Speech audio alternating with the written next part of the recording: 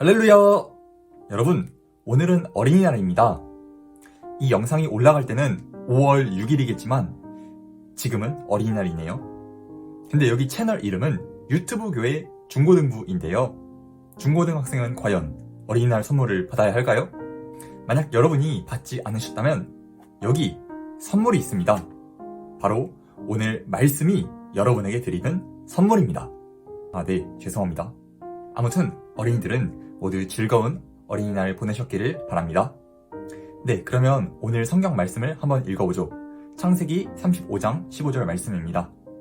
So Jacob called the name of the place where God had spoken with him Bethel. Genesis chapter 35 verse 15. 한글 성경은 14절도 읽겠습니다.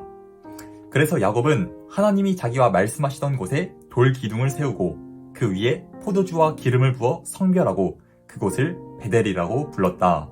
창세기 35장 14절에서 15절 말씀. 아멘. 어제 우리는 하나님의 은혜를 잊지 말아야 한다는 메시지를 들었습니다. 야곱이 베델로 가서 하나님께 예배했다는 내용이었는데요. 오늘은 그렇다면 베델은 과연 어떤 장소인지에 대해서 좀 더 알아보고자 합니다. 성경 사전을 찾아보면 베델은 이스라엘의 수도인 예루살렘의 북쪽 지역이라고 나와 있는데요. 베델의 뜻은 하나님의 집이라는 뜻이기도 합니다. 제가 궁금한 것은 과연 그렇다면 이 베델이 오늘날을 살아가는 우리들에게는 과연 어떠한 의미가 있는지에 관한 것입니다.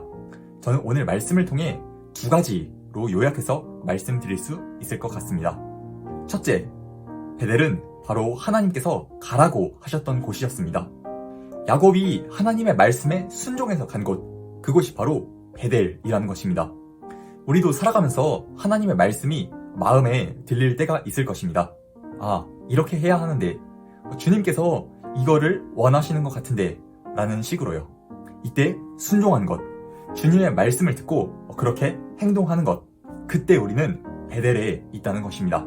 즉, 주님의 말씀을 따르는 그 현장이 바로 베델이라는 것이죠.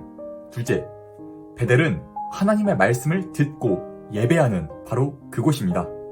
야곱이 하나님과 함께 이야기를 하고 또 돌기둥을 세운 그곳이 베델이라고 오늘 성경은 말씀하고 있습니다. 저는 이 말씀을 읽으면서 예배하는 장소는 따로 있는 것이 아니구나 하는 생각이 들었습니다. 일부 목회자는 반드시 교회에 나와서 예배를 드려야 한다라고 이야기를 합니다.